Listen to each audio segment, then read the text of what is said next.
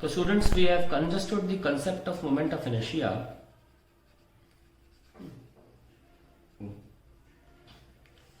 which is nothing but it is a property by virtue of which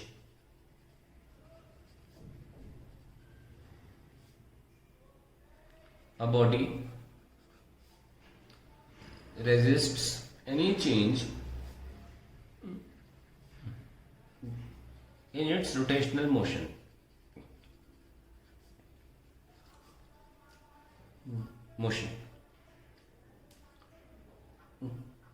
ठीक है, और हमने उसका जो फॉर्मूला देखा, किसी मान लीजिए कोई बॉडी हम मूव कराना चाहते हैं, कैसे निकाला था हमने? फोर्स इज इक्वल्स टू, फिर से देख लीजिए, sorry, torque is equals to R into F, है ना? Torque is equals to R, force is mass into acceleration, and then A is R alpha, और क्या आ जाता है यहाँ पे? M R square alpha. और हमने इसको कांस्टेंट माना था, ये सब ना, torque by constant, some constant, and D is D omega by D T. और फिर हम डी ओमेगा और डी टी और टॉर्क को कांस्टेंट मान के के पीछे पड़ गए थे। हमें देखा के एक ऐसी चीज है, इसको बढ़ा दें तो चेंज इन वेलोसिटी कम हो जाएगा, यानी कि के बढ़ाने से बॉडी की ability to resist any change बढ़ जाती है, तभी तो चेंज कम होता है। यानी कि के एक ऐसी प्रॉपर्टी है जो बॉडी की रेजिस्टेंस टू एनी चेंज बढ़ा देती है। इसको हमने बोला मोमेंट ऑफ इनर्शिया। और हमने जब के को दिखाया कि के को हमने एम आर स्क्वायर एक्चुअली इस जगह पर था, तो मोमेंट ऑफ इनर्शिया आ गया एम आर स्क्वायर। यहाँ पे आर जो चीज है ना, इसको हम फर्दर डिटेल में एक्सप्लेन करेंगे, ठीक है ना? लेकिन नॉर्मली देखें, अगर किसी रॉड की बात करें तो आर क्या है? अगर रॉड यहां से रोटेट कर रही है, then that r is actually the distance from which we are applying the force for it to rotate। अभी के लिए रॉड के हिसाब से बात कर रहे हैं, तो अल्टीमेटली डिपेंड करता है कि एक्सिस, अगर मान लीजिए हम ये कहते हैं कि यहाँ पे एक्सिस ऑफ रोटेशन है और खिसका के एक्सिस ऑफ रोटेशन को हम यहाँ ले आते हैं बीच में। अगर हम बीच में ले आएंगे एक्सिस ऑफ रोटेशन, आप खुद सोचिए, अगर कोई रॉड यहाँ इसको उठाओ, यहाँ इस एक्सिस के अबाउट रोटेट कर रही है, आप चलो यहीं से करा लो रोटेट, और दूसरी तरफ यहाँ के एक्सिस के अबाउट रोटेट कर रही है, यानी कि सेंटर ऑफ मास बांध के चलें, तो हम जानते हैं कि ऐसे में आप इमेजिन करिए, मान लीजिए कोई रॉड अपने एंड से रोटेट कर रही है और आपसे बोला जा रहा है अपने हाथ लगा के इसे रोको, और दूसरी तरफ आपसे बोला जाए कि एक रॉड को हाथ लगा के रोको, वो ऐसे एक्सिस के अबाउट रोटेट कर रही है, रॉड दोनों सेम लेंथ की, सेम मास की है। I think you will realise that यहाँ पे रोकना मुश्किल है और यहाँ आसान है। यानी कि यहाँ पे जो इनर्शिया है वो कम हो गया है और यहाँ इनर्शिया क्या है? ज्यादा हो गया है। अभी कम ज्यादा पे नहीं जाते हैं, मुद्दा बस इतना सा है कि जो लीनियर मोशन में इनर्शिया था वो सिर्फ मास डिपेंडेंट था, मतलब मास बढ़ाओ तो इनर्शिया बढ़ जाया करता था। यहाँ पे सिर्फ मास से बात नहीं चलेगी, यहाँ position of the axis of rotation से भी बात चलने वाली है, ठीक है? तो इस पॉइंट को अलग से लिख लेते हैं।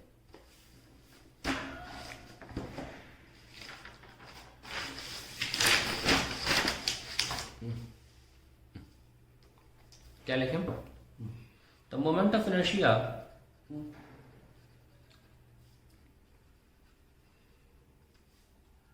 not just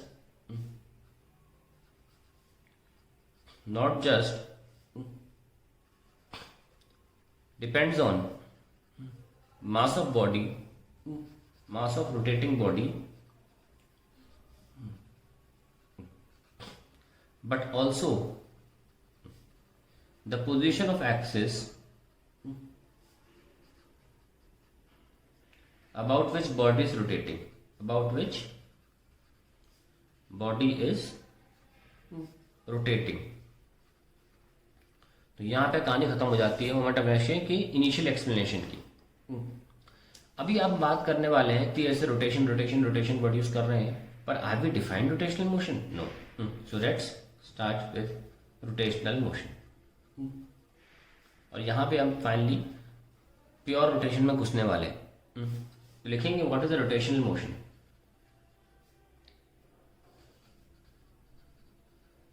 रोटेशनल मोशन क्या चीज है, लेट अस सी। मान लीजिए मैं आपको एक बॉडी देता हूं नॉर्मल सी, किसी भी शेप की अब्रप्ट, और उसका एक्सेस यहाँ से ठूंस देता हूं, यहां से इस पॉइंट से एक्सेस ठूंस। अब मान लीजिए ये बॉडी बहुत सारे पार्टिकल से बनी है, एक पार्टिकल यहाँ भी एग्जिस्ट करता होगा, एक पार्टिकल यहाँ भी एग्जिस्ट करता होगा, करोड़ों असंख्य पार्टिकल्स हैं, लेकिन हम डॉट से कुछ दिखाने वाले हैं। ठीक है, ये पार्टिकल्स हैं।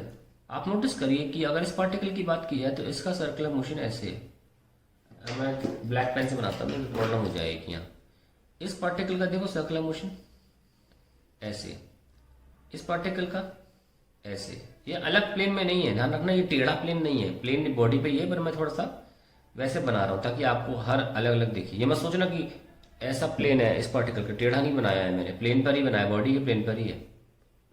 ठीक है, तो अलग अलग पार्टिकल्स के अलग अलग रोटेशन है। ठीक है, यानी कि एवरी पार्टिकल, क्या बोल सकते हैं आप, जो डायग्राम को अपनी तरफ से थोड़ा क्लीन भी बना लीजिएगा, कोई इशू नहीं है। क्या इसमें हो क्या रहा है, we see that all particles making up the body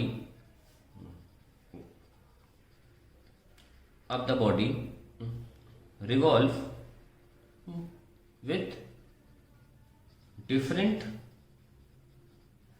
radius, है ना, of rotation, with different radius of rotation। अलग अलग रेडियस नहीं है, इस पार्टिकल का अलग रेडियस है, पार्टिकल का अलग रेडियस है, रेडियस अलग अलग है सब पार्टिकल्स का। तो इसका मतलब सब पार्टिकल्स की, और we can say different linear velocities. ये मैं ब्रैकेट में डालूंगा, कुछ भी लिख सकते हैं आप, क्योंकि वेलोसिटी भाई v equals to R omega होती है। ओमेगा तो सेम है सबके लिए, क्योंकि बल्क में बॉडी मूव कर रही है एक ही एंगुलर वेलोसिटी से, लेकिन डिफरेंट आर की वजह से सबकी पार्टिकल्स की अलग अलग वेलोसिटी हो जाती है। तो क्या कहना चाह रहे हैं, we see that all particles making up the body revolve with different radius of rotation about a common axis of rotation. Common axis of rotation, ये हमने नोटिस किया है। सबसे इंपॉर्टेंट बात यही है, और at same angular velocity, angular. तो ये मैंने आपको नोटिस करवाया, उसको अंडरलाइन कर लेते हैं। सबसे पहले what different radius of rotation about common axis of rotation and same angular velocity। ये 3 पॉइंट इंपॉर्टेंट है, और 3 पॉइंट जब क्लब किए जाए तो रोटेशनल मोशन की डेफिनेशन बन जाती है। आइए इसको डेफिनेशन फॉर्म में लिख लेते हैं। Let's start. A body is said to be in rotation if all the constituent particles making that body revolve around the common axis of rotation common axis of rotation, that is about the same center of different circular paths, different circular paths।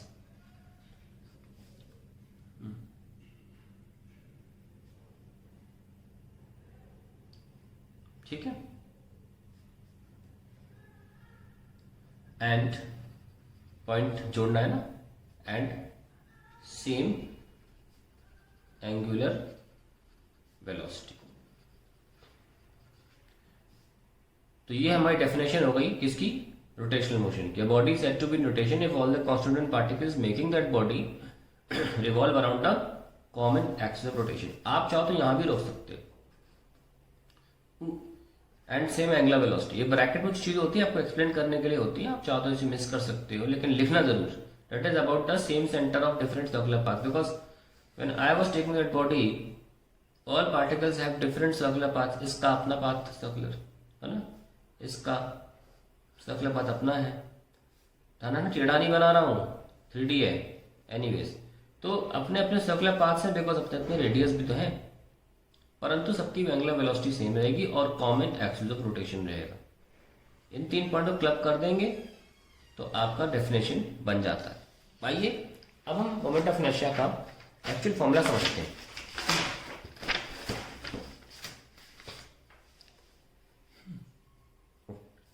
तो मान लीजिए हमने कि एक random सी body ले ली और ये इसका axis of rotation,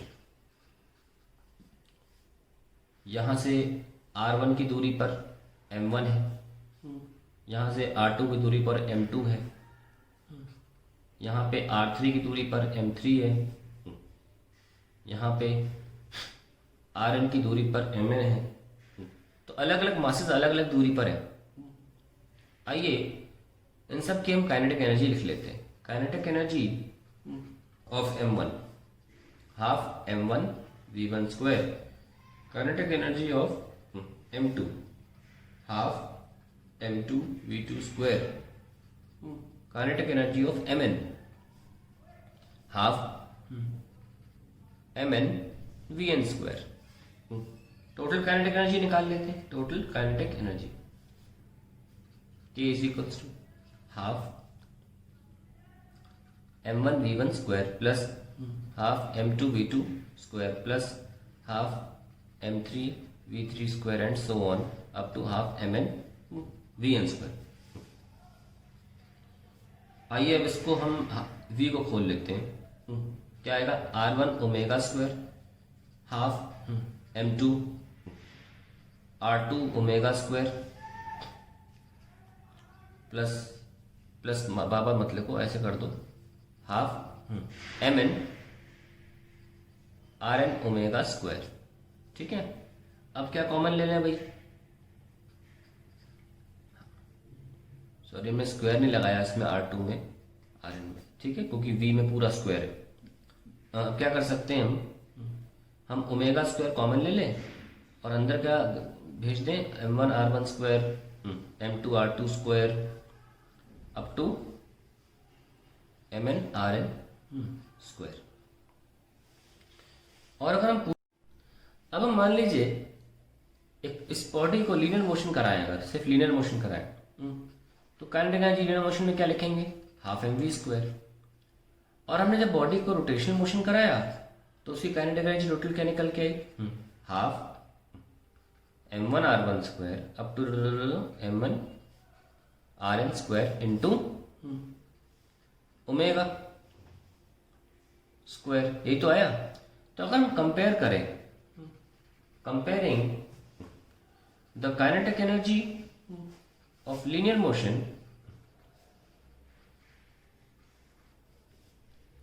with kinetic energy of rotational motion, we see that, अगर कंपेयर करना चाहते हैं, देखिए हाफ mv स्क्वायर कंपेयर कर रहे हैं किससे, omega m1 r1 square plus m2 r2 square up to mn rn square into omega square. Compare करिए, वेलोसिटी का कंपेरिजन तो इससे हो गया, हाफ यहाँ रह गया, तो टोटल मास का रोल कौन प्ले कर रहा है। तो हम ये कह सकते हैं that the quantity which is analogous to mass, the quantity in rotation which is analogous to mass in linear motion is m1 r1 square m2 r2 square up to mn rn square is called moment of inertia. हम आपको meaning समझाते वक्त पहले बता दिए थे, moment of inertia वही चीज़ है जो मास प्ले करता है रोल इन लीनियर मोशन। इसलिए कंपैरिजन करना सही बैठता है। और कंपेयर किया तो हमें मोमेंट ऑफ इनर्शिया का फॉर्मूला मिल गया। अगर बहुत सारे पार्टिकल सिस्टम में है तो फॉर्मूला मिल गया।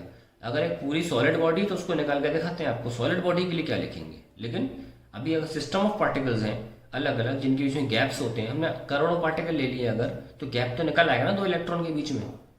अगर मान लो बहुत सारे पार्टिकल ऐसे ऐसे ऐसे ऐसे हैं और खूंटे से बंधे हैं किसी किसी एक्सिस ऑफ रोटेशन से, तो मोमेंट ऑफ इनर्शिया निकाल रहा हूँ बहुत सारे पार्टिकल्स का जो गैप्स में है, जो सॉलिड बॉडी नहीं है, तो ऐसे ही निकाल लोगे। क्योंकि मीनिंग वाइज क्या है कि मोमेंट ऑफ इनर्शिया रोटेशन में मास का रोल प्ले करेगा, मास को रिप्लेस करेगा वो। तो ये लिखा है that the quantity in rotation motion, the quantity in rotation इन लिख लो which is analogous to mass in linear motion is this m1r1 square plus m2r2 square up to mn rn square is called moment of inertia। तो अब finally हम M आई लिख लेते हैं, क्या आ जाता है।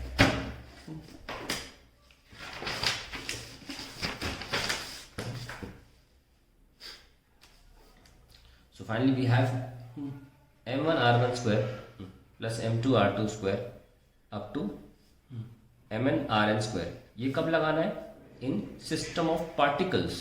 सॉलिड बॉडी के लिए बताते क्या करना है, system of particles way we have a system with number of particles, तो हम ये लगाते हैं। इसको हम ऐसे भी तो लिख सकते हैं, sigma M I R I square I equals to 1 से n तक। अब नोटिस करिए सेंटर ऑफ मास जो था r सेंटर ऑफ मास, वो क्या था, सॉरी सेंटर ऑफ मास था 1/m आई इक्वल्स टू 1 से n r into sorry M I into R I. तो इसमें क्या है, इसमें r स्क्वायर आ रहा है, इसमें सिर्फ r आई आ रहा है, लेकिन दोनों के r का बहुत बड़ा अंतर है। ये जो r था वो कोऑर्डिनेट था from the reference point, coordinate of chosen particle. और यहाँ पे जो r जानते हैं क्या है वो हम बताते हैं थोड़ी देर में, लेकिन अभी आगे इसमें ये इतना बता दिया कि आप कंफ्यूज ना हो, ताकि कुछ लोग ये सोचने लग जाए कि r वही है। मैंने पहले बता दिया कि ये r में यार में फर्क होता है। Now suppose we have a solid body. अब यहाँ पे जो सेंटर ऑफ मास का कॉन्सेप्ट यूज किया था ना सॉलिड बॉडी के लिए, डिट्टो कॉन्सेप्ट यहाँ भी यूज होगा। We have a solid body, तब कैसे लिखें, अगर सॉलिड बॉडी होती है, अगर सॉलिड बॉडी होती है तो फिर भाई आपको पार्टिकल में कन्वर्ट करना हो तो बहुत छोटे पॉइंट तक चले जाना पड़ेगा, और ऐसे में पार्टिकल्स बहुत सारे हो जाएंगे और हर पार्टिकल का मास बिल्कुल निमित्त मात्र हो जाएगा इलेक्ट्रॉन के बराबर। क्योंकि पार्टिकल का कॉन्सेप्ट लगाना है तो पार्टिकल के बीच में गैप्स होने चाहिए, गैप्स चाहिए तो फिर इलेक्ट्रॉन लेवल तक पहुंचो तो मास बहुत कम हो जाएगा। तो in that case if we have a solid body then it will become limit mass every mass tending to 0 M I R I square I equals to 1 से n where n is a very large number. In that case हमको पता है कि ये चीज जो है ये बन जाती है मोमेंट ऑफ इनर्शिया इंटीग्रेशन, ये इंटीग्रेशन बन जाता है, और ये एम आई होगी बहुत छोटा, ये डी एम बन जाता है, और ये r square. That is how you will find out moment of inertia of rigid bodies या bodies having masses continuously spread in them. जैसे कि टेबल है, कॉपी है, इसमें कहीं गैप दिख रहे हैं आपको, नहीं दिख रहे, तो ऐसे बॉडीज के लिए हमें आर स्क्वायर डी एम निकालना है। तो अभी तक हमने सेंटर ऑफ मास साइड में लिख लो, देखो कैसे निकाला था 1/m आर डी एम। अब क्या करना है, आर स्क्वायर डी एम, दोनों आर में जमीन आसमान का अंतर है, बताते हैं। चलिए आगे देखते हैं।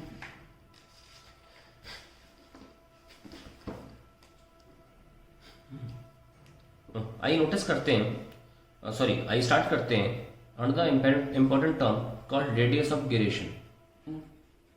मेरी हैबिट गिरेशन बोलने की है, कुछ लोग जायरेशन भी बोलते हैं, आप वो बोल सकते हैं। आप इसको रेडियस ऑफ मुर्गा बोल लो, कोई इशू नहीं है, ठीक है। लिखना बस GYRATI हुआ, उससे मतलब नहीं क्या बोल रहे हो आप। Now suppose I take the body again, कोई ऐसी बॉडी ले लेता हूं मैं, और इसमें मैं एक्सिस ऑफ रोटेशन ये हो गया। सपोज ये पार्टिकल है, एक पार्टिकल ये है, एक पार्टिकल ये, एक पार्टिकल ये, एक पार्टिकल ये, एक ऐसे बहुत सारे पार्टिकल्स हो सकते हैं। नाम लिख लेते हैं M1, M2, M3, M4, M5, Mn, है ना। ना इस पार्टिकल का रेडियस यानी कि इस पार्टिकल रेडियस ऑफ जो सर्कुलर मोशन है वो r1 है, इसका क्या है r2 है, इसका क्या है r3 है, इसका r4, इसका r5, इसका rn। तो different particles have different radius of revolving around it axis of rotation. Yes और नो? तो अगर आप नोटिस करें मोमेंट ऑफ इनर्शिया अपने क्या लिखा था, m is equals to m r1 square plus m r2 square up to m rn square. कुछ लोग सोच रहे होंगे सारे मास सेम कैसे हो गए, भैया रिजिड बॉडी है, अगर आप करोड़ों पार्टिकल्स तक पहुंचोगे तो, और पार्टिकल्स ऐसे पहुंचना है कि गैप्स हो तो आप तो इलेक्ट्रॉन लेवल तक पहुंच जाओगे। इतने छोटे मासेस हैं, mi टेंड्स टू 0, जब इतने छोटे पार्टिकल तो सारे मासेस सेम नहीं हो गए। जब सारे पार्टिकल 10 टू 0 ही हैं तो उनमें कोई फर्क भी होगा तो क्यों नोटिस करेंगे हम, तो सारे पार्टिकल्स हमने सेम मास के ले लिए, है कि नहीं। अब आप यहाँ पे r1 square plus up to rn square कर लीजिए, आपको लिखना चाहते हो लिख लो, all masses are so light that taken same, खत्म खान। यहां तक पहुंच गए। अब आप क्या करेंगे, नंबर ऑफ पार्टिकल्स आपने n लिए थे ना, multiply and divide by n, where n is number of particles making up the body. So I is equals to m into n r1 square up to rn square whole divided by n। अब जितने particles हैं onto mass of each particle total mass बन जाएगा, and we have r1 square plus up to rn square upon n। yes or no? तो अब देखिए हमारे पास moment of inertia का एक्चुअल फॉर्मूला डिराइव होकर क्या आया था, एम आर स्क्वायर, और हमने यहाँ से क्या निकाल लिया, sorry M R square finally आया था, और जो ओवरऑल जनरल फॉर्मूला था, और हमने यहाँ से क्या निकाला, M R one square up to R N square divide by N. अब दोनों को कंपेयर करें तो एक चीज निकल के आती है कि जो आर है ये square root of r1 square plus r2 square up to rn square divide by n निकल के आया। और एक्चुअली में इस r को हम दिखाते हैं किसी लेटर k से, और उस k का, और इस k को हम बोलते हैं finally, this k which we have come out with this is known as radius of gyration. हाँ, इसको एक्सप्लेन करते हैं कि आफ्टर ऑल ये रूट वाली चीज है क्या।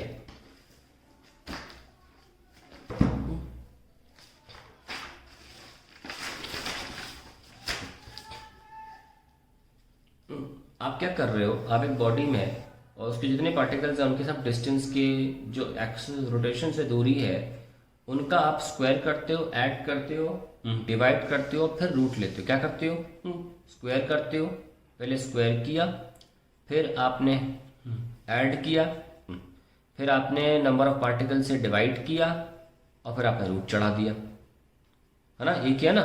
अब उल्टा बोलो, आपने रूट चढ़ाया, किसका चढ़ाया रूट, आपने एक एवरेज वैल्यू का रूट चढ़ाया। एवरेज क्या होता है, number of particles upon, sorry sum of the particles upon number of particles. कोई भी चीज का sum upon number of that number of particles, उसको एवरेज बोलते हैं। पहले आपने रूट किया और एवरेज किसका किया, आपने बहुत सारी स्क्वायर टर्म्स का एवरेज किया है ना, तो उसको बोल देंगे हम किसका एवरेज किया, एक तरह से आपने बहुत सारी स्क्वायर टर्म्स का एवरेज निकाला है, तो मीन हो गया है, मीन, है ना, have taken the mean out of it. किनका, बहुत सारी स्क्वायर चीजों का, तो क्या बोलते हैं, रूट मीन स्क्वायर, इसको बोलते हैं रूट मीन स्क्वायर, इसलिए बोलते हैं ऐसा, ठीक है। When you add and divide, इसको बोलते हैं मीन, आपने रूट निकाला, रूट मीन स्क्वायर, ऐसे आया है शब्द, ओके। ऐड करके डिवाइड करने का मतलब होता है मीन निकालना, रूट मीन स्क्वायर, ऐसे आया। So what is radius of gyration, it is the, तो रेडियस ऑफ गिरेशन क्या है, इसको काट दीजिए, it is the root mean square of all the radius of rotation of particles making the body, particles making up the body, making up the body, ठीक है। और इसका ये तो हो गया मैथमेटिकल ट्रीटमेंट। फिजिकल मीनिंग क्या है? It is that distance from the axis of rotation about which entire body mass can be assumed to be revolving या rotating about the axis of rotation। यानी कि ये कहने का मतलब ये है, इसकी जगह पर हम ये मान सकते हैं कि टोटल मास किसी के दूरी पर रिवॉल्व कर रहा है। देखिए, जब भी एक्सिस ऑफ रोटेशन बॉडी से अंदर, बॉडी के अंदर से ना घुसे, हम रिवॉल्व वर्ड यूज करते हैं, और जब एक्सिस रोटेशन बॉडी के अंदर घुस जाए तो हम रोटेट वर्ड यूज करते हैं। इसलिए मैंने रिवॉल्विंग को तवज्जो दी, ब्रैकेट में रोटेशन डाल दिया।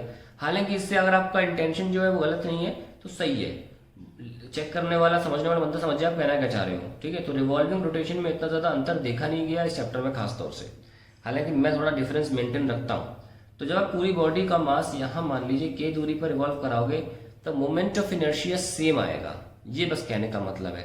तो कि मैथमेटिकली क्या है, it is the root mean square of all the radius of rotation of particles making up the body.